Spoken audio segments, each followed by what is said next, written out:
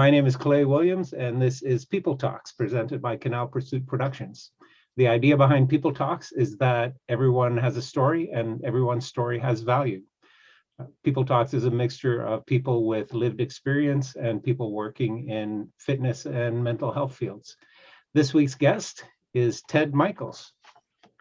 Ted is the recently retired afternoon news anchor on 900 CHML radio in Hamilton. In 2014, he created, then hosted a 4-week series of radio shows dealing with mental health called Wellness Wednesdays, which won a National Champions of Mental Health Award that was presented in Ottawa by the Governor General in May of 2015. That series is now called The Health and Wellness Show. Ted was selected as a celebrity torchbearer when the 2015 Pan Am Games torch came through Hamilton on June 22nd of that year. He initiated the I'm In, Are You marketing campaign for the 2011 Around the Bay Road Race in support of St. Joseph's Healthcare Foundation. And then for 7 years was captain of Team CHML, the running team that raised over $77,000 for St. Joseph's Healthcare Foundation. So yes, he's a runner, teaching a starter's 5K running class and helping people build self-confidence and physical stamina. Welcome to People Talks. Thank you very much, Clay. And I have no desire, just so you know, off the top, yes, I'm a runner. I have no desire to run to Parliament Hill, down the Rideau Canal, or what have you. So thank you for that in advance. A 5K, perhaps, as far as I'll go. We still have some openings. So you never know. You never know. I have to say, I'm a little intimidated in doing this kind of interview thing because this is the kind of thing you did for years for a living, but usually without a camera, right? Although lately the industry has changed and we're doing a lot more things like video, Zoom meetings, streaming shows, Facebook Live. So it's not quite the way it was when I first started years ago. So you've got a much different background than me, and probably a lot of people. There aren't a lot of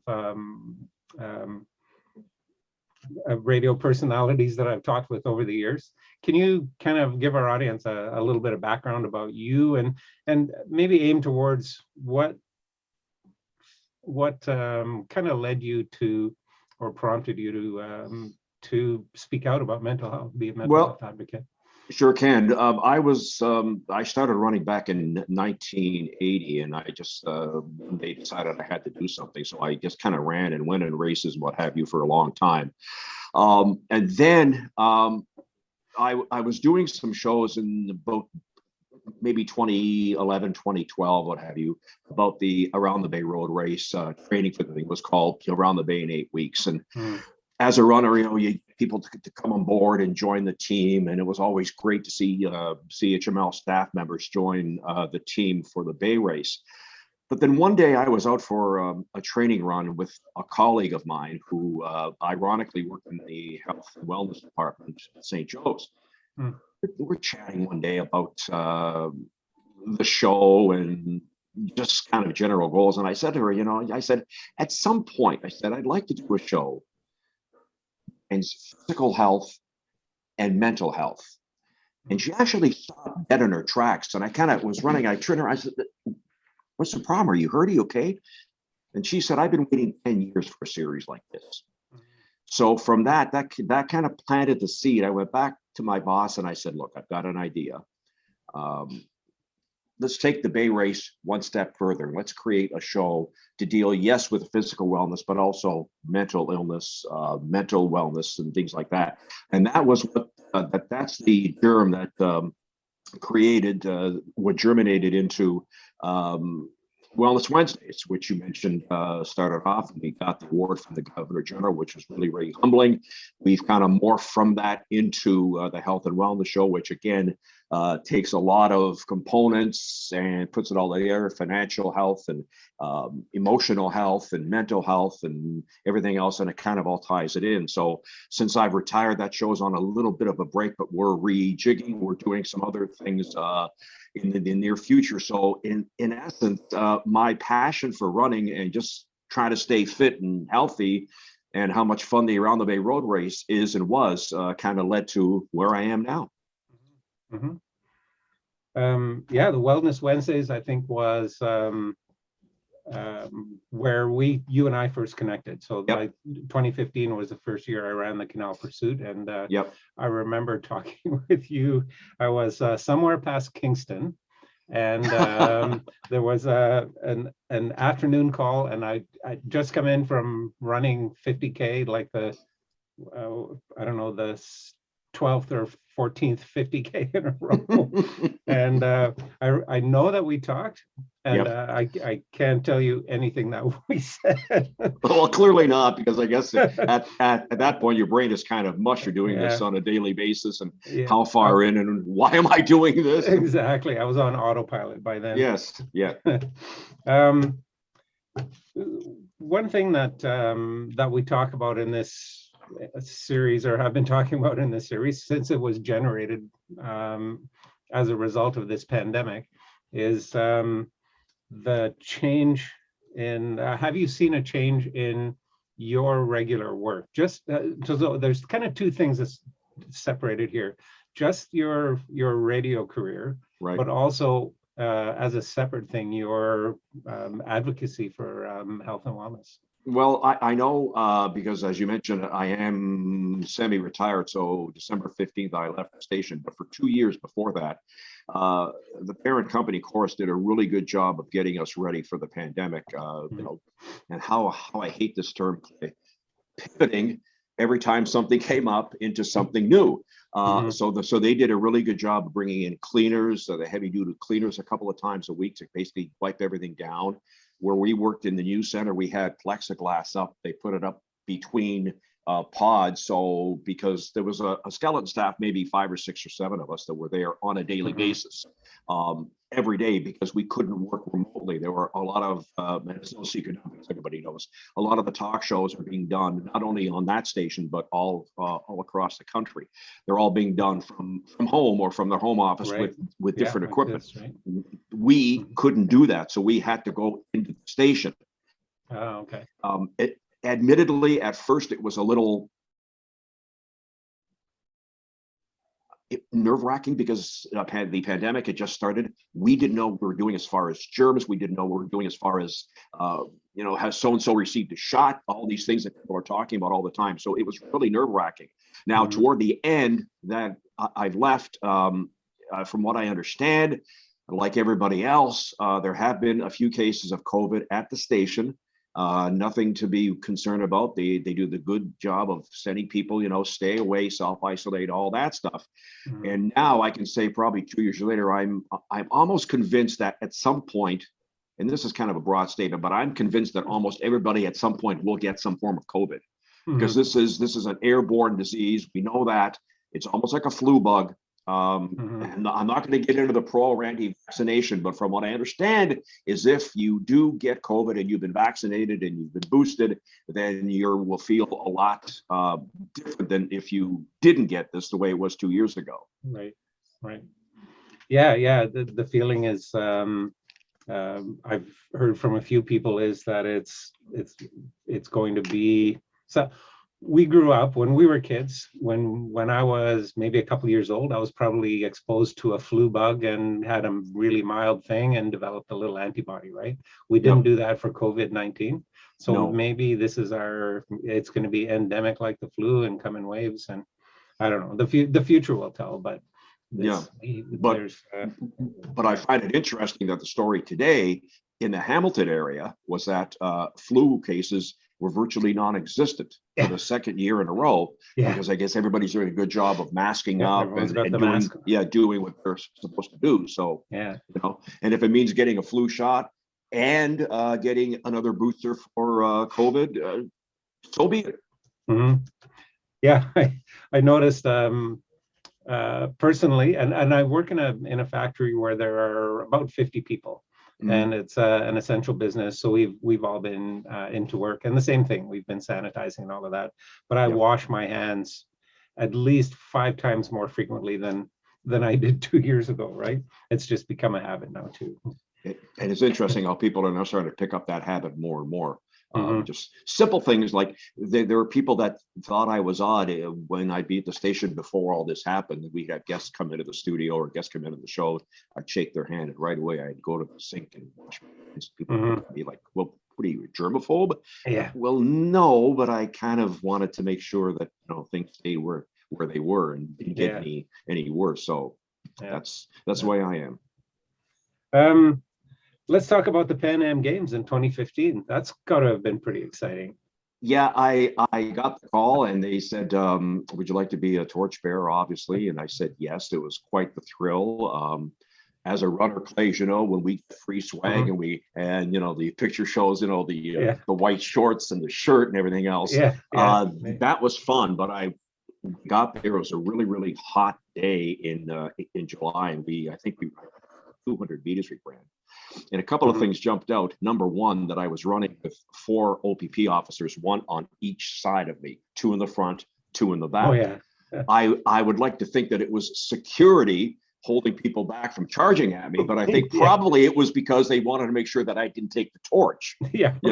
So so they ran step for step. And the other part that I recall was, the things you think about is like, I remember thinking, don't drop the torch, because when you hold it up, it's like you're running, you've got your arms going, but now you're waving with one hand, and the other hand you're holding the torch, it's not heavy, but it's not light. It's also on fire, Clay. So you have to make sure that you hold it up. And there's a whole thing that, they said, when you get to the next person, stop. You have to make sure that you put it at a correct angle so they can hit it, put it next to yours, and yours will be lit. And as soon as it was lit, they took the torch from me. It's okay, you're done. Well, that's it. So, but that was quite the thrill, because we've seen torch runs obviously with the Olympics, and you think yourself, that is really, really cool. That is one of my career highlights for sure. Yeah. Oh, that's neat. Tell me about the "I'm In, Are You" campaign for the Around the Bay. How did that start? What was the impetus behind getting that started? Well, we started doing, as you mentioned, we talked about the Bay Race show that I did, and one year we started early, just kind of planning the whole thing, and just kind of get more people involved. We just kind of had a what are we going to do? And for some reason, again, I'm convinced, this, when you go for a run, all the endorphins start to go in your mind, because you get all these ideas. A lot of times it's stupid ideas. No, it's not stupid. Back and forth, back and forth, back and forth. But for some reason, I just thought about the, people taking part in the event. I'm in too. And I thought, okay, well, let's take that to the people at St. Joe's. Let's take that to the station. And from that, they decided, And this was also part of when I was the celebrity fundraiser one year for the Bay Race as well. Okay. So we kind of all tied that together, and it was a great campaign. And one of the thrills that I get and still think of to this day is seeing newbies for the first time when they do the Bay Race, and they don't have to do the whole 30K by all, or the relay 15 or whatever, the 5. And and we used to get all these training stories of people that I didn't think I could do it. I used to get such joy at watching, especially staff members cross for the first time, come across the finish line, because they didn't think that they could do it. And they would have tears in their eyes. Their tears would be streaming down their face just because they didn't think that they could do it. That to me was probably one of the highlights again of my work with the Bay Race, just seeing people that didn't think that they could be in, take part in it, train a little bit, and realize, what, like myself, every Bay Race I would stand just before the gun would go off, and I would say a silent prayer and just be thankful that that I can do this, because there's people at St. Joe's and other hospitals that can't do it. And I may be getting older and I may be plodding along less. I thought I ran like a gazelle, and I realized now I saw the video, I run like a hippo. But anyway, the fact is that I'm still doing it, and just to have other people take part in an event like this is really, really satisfying. Yeah, for sure. I've run 100-mile races, and me and some friends ran down to Mexico from Peterborough a couple of years ago. But still, I will help any 5K runner that crosses Yep. the finish line to celebrate. Absolutely, for sure. And that's one of the things that you mentioned too, working with the running room, teaching people, how to run. And they say, well, you run. Well, yeah, no. So, we do the same thing. We start off here simply doing the, 1 minute run, 1 minute Yeah. walk, and then the 5 minute run, and then the 1 minute walk, and then get up to the 10 and then they stop, and you could see people's progression as they did it more and more and more. And again, really gratifying. Yeah, for sure. So is Team CHML still a thing? No, the problem now is because staff changes, COVID, everything else. They've kind of gotten away from that for the last couple of years. Matter of fact, I think St. Joe's has kind of remorphed themselves and kind of changed into different. So the team challenge aspect of it has been tweaked a little bit, but that's because they've had to, in numbers and COVID, and hopefully the Around the Bay race this year I haven't heard yet. Hopefully we'll be able to do it because we haven't been able to for the last 2 years. And as you know, there's something about race day. I just love going around seeing people and, BS withing and, with them and, challenging them and lying about my time and all that good stuff. All that stuff. Goes with it. And of course, one of the things that I take great delight in is people will probably think I'm warped in this, but I think you understand. At the Bay race at the First Ontario Centre, if you're in the concourse level 5 minutes before the start of the race, the lineup for the women's washroom, because they don't get a chance to go before, and then they realize because you go and you see the long lineups trying to get in, and the men, of course, it's kind of easier for us. We just go by and get ready. So, little warp, but I also get great delight out of that one as well. Yeah. So we mentioned that you recently retired, so that was middle of December. Oh, there's something behind you on your right. Yes, this is something that my family got for me. It's a retirement gift. The plaque on the bottom says, "Hanging up the mic after 46 years on the air." I'm Ted Michaels. My daughter, and I don't know the place, and it may be close to you. It's an antique shop in Cambridge. Okay. She was digging around for a mic, and I haven't been able to find the year. This is an actual authentic microphone. It could be from the 40s. It could be from the 50s, but she found it.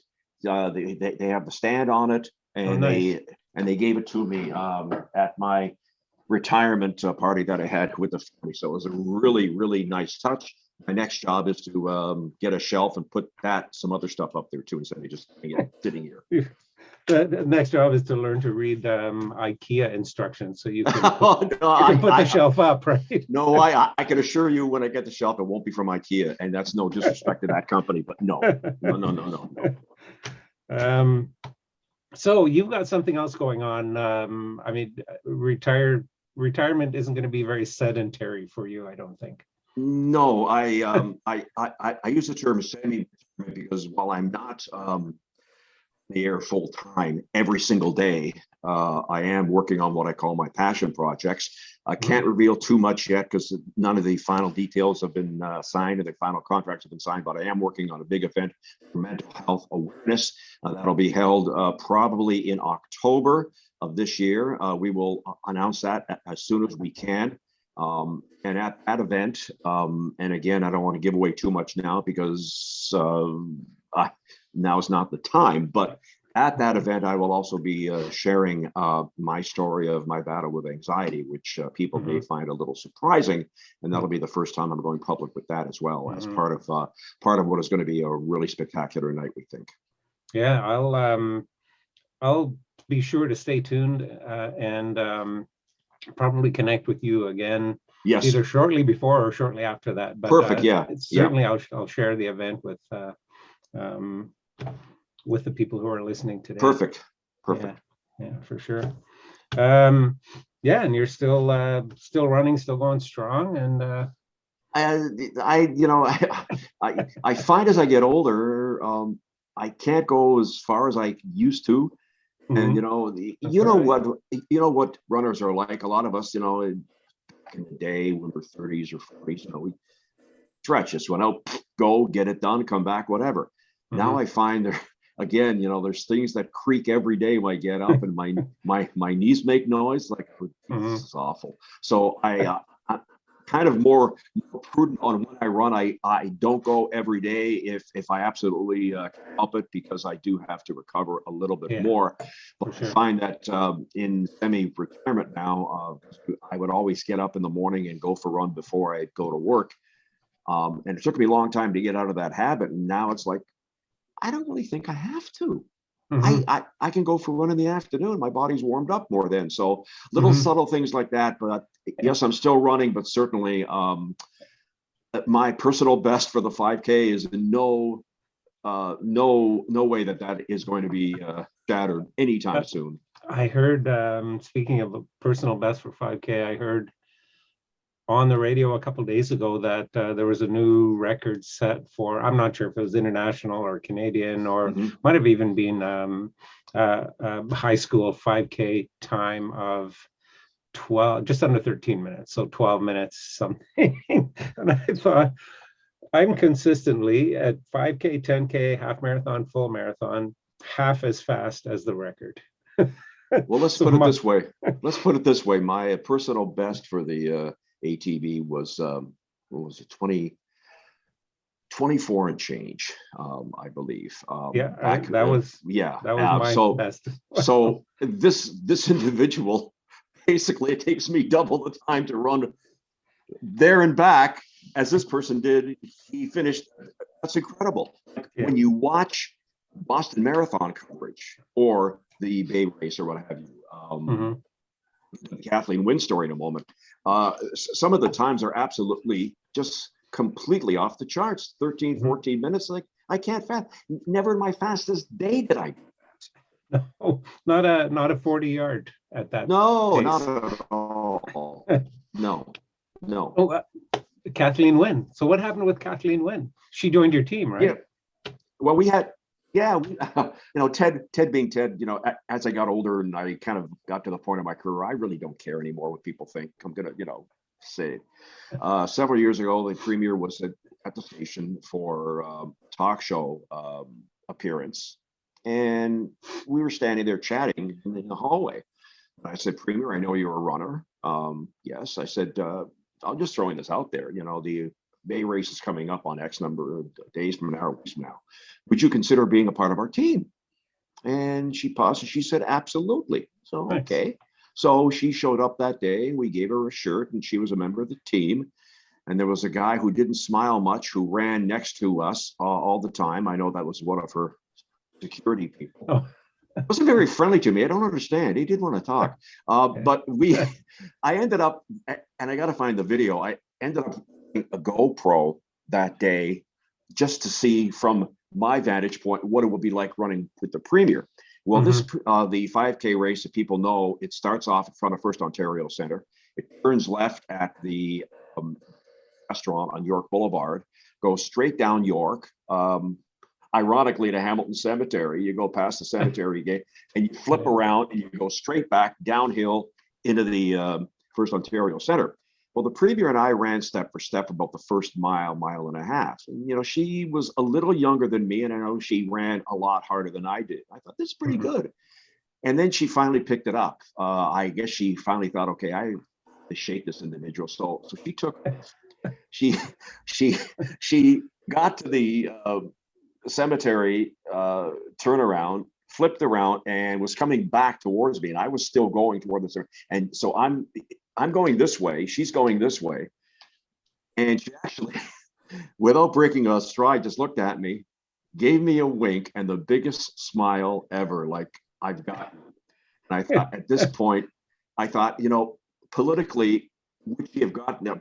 Because I told her afterwards, I said, Premier, I kind of let you win, because I said, you gotten up in the legislature, and some of the Hamilton representatives like Andrea Horvath would have probably yelled, shame, Mr. Speaker, that Andrea Horvath was beaten by Ted Michael. So, I thought, to protect her political integrity, I let her win. She didn't buy the story, but, a lot of fun. One of the nice things is when it comes to running, we all do the same thing. We all train. We all get that little piece of pavement. We all stretch. So it's everybody has a good time. Yeah. And, I don't know if I want a rematch with her because I'm sure she'd beat me again.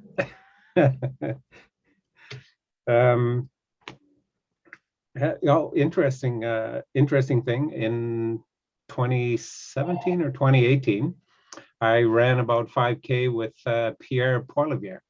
Oh yeah. As we were getting close to Ottawa. So yeah, he's a name that's bounced around a little bit in the last few years as well, right? Yes, but it's interesting the number of MPs that maybe don't make it public that they run, like Pierre Poilievre. I know that the Prime Minister is a runner, has been, and has done stuff in the past. So there's a lot of people who, and I understand maybe a year and a half ago, there was a group of MPs that actually started. I think it was Philomena Tassi, the local rep here in Hamilton. I think she started to go with a group of MPs from all political persuasions, just getting up for a run in the morning up at Parliament Hill, because as you know, Ottawa, maybe not in the wintertime because it's so cold, but Ottawa is such a great place to run. And I remember years ago, maybe I got lost, but I ended up going down at the bottom of Parliament Hill, right by the water. There's like a little path.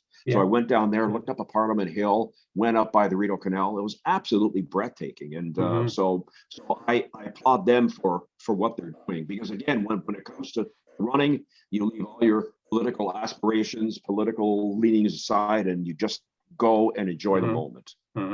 Yeah, for sure. And a lot of the people that I've talked to over the years, a lot of the people that are watching these podcasts understand the connection between physical activity and mental health, right? It's an endorphin release and a balancer and all of that stuff. Well, that's the one thing that I've noticed is over the last couple of years, because the gyms have been open, the gyms have been closed. So there's been a lot of people sitting at home that don't know what to do and how to burn off all this extra. So I think there's more people running now than before because of the pandemic. My question is going to be, which is, I'll give you a little bit of a hint, which ties in with the event that I'm planning and hosting in the fall. Is the pandemic at some point, I don't want to use the term flatten the curve, but at some point the pandemic won't be the threat that it has been in the past, which is great. But how much damage has it caused for mental health because of the pandemic? And how much more going forward will the pandemic cause people's mental health? I would suggest to you, Clay, that one of the things on the Health and Wellness show that I always kind of poo-pooed was the stats that they came out that said 1 in 5 Canadians suffers from some sort of mental health problem. And I would respectfully say it's 5 in 5, because we all have mental health. And I would suspect, if people are really honest with themselves, that they have had a little bit of anxiety or depression or both sometime over the last 2 years because of the pandemic. And it may not last long, but it certainly caused problems for everybody, because we're all creatures of habit. No one likes being out of their comfort zone. Nobody expected this. That's why I say it's probably 5 in 5. And if somebody wants to challenge me on that, that's fine. But that's really, I feel very strongly about that. Yeah, for sure. I agree. It's been it's been said over and over again. It's been a tough couple of years, right? In a lot of different ways, right? I think I'm out of questions, and I had a couple clever ones, but didn't ask. Thanks very much for taking the time out of your schedule, your retirement schedule, semi-retirement schedule, to talk with me. I really appreciate it. Clay, it's been an absolute honor. Everybody stay healthy, stay well. We will get through this. We're getting to the finish line, and please take care of your mental health. If you're having a problem, talk to somebody. Absolutely. Yes. Thank you.